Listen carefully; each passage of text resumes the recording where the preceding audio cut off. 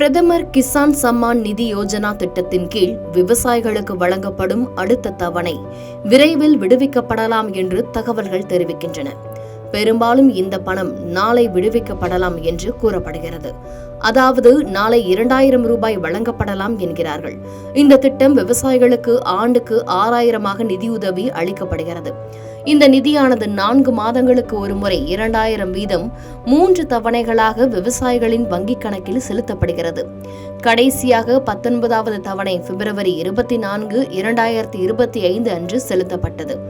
அதன் பிறகு விவசாயிகள் 20வது தவணைக்காக காத்திருக்கின்றனர்.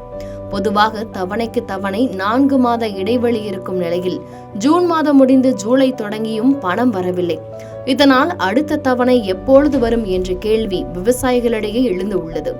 ஜூலை 18, 2025 அன்று அடுத்த தவணை வெளியாக வாய்ப்புள்ளதாக ஊடக அறிக்கைகள் தெரிவிக்கின்றன. பிரதமர் நரேந்திர மோடி அன்று பீகார் மாநிலம் மோதிஹாரியில் ஒரு பொதுக்கூட்டத்தில் உரையாற்றியிருக்கிறார். அப்போது PM கிசான் திட்டத்தின் 20வது தவணை விடுவிக்கப்படலாம் என்று எதிர்பார்க்கப்படுகிறது. பிரதமர் மோடி வெளிநாட்டு பயணத்தில் இருந்ததால் தவணை செலுத்துவதில் தாமதம் ஏற்பட்டது. அவர் தற்பொழுது நாடு திரும்பிவிட்டதால் ஜூலை 18 அன்று விவசாயிகளின் கணக்கில் பணம் வர வாய்ப்புள்ளது என்று கூறப்படுகிறது.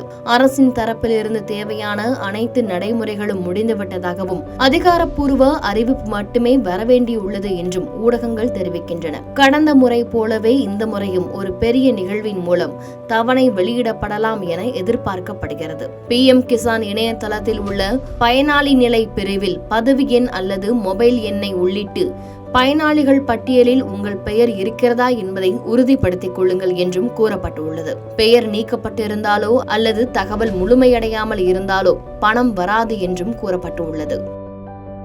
செய்திகளை உடனுக்குடன் தெரிந்து கொள்ள கீழ்கண்ட கேபிள் மற்றும் DTH நெட்வொர்க்குகளில் எம்நாடு செய்தி தொலைக்காட்சியை காணுங்கள்.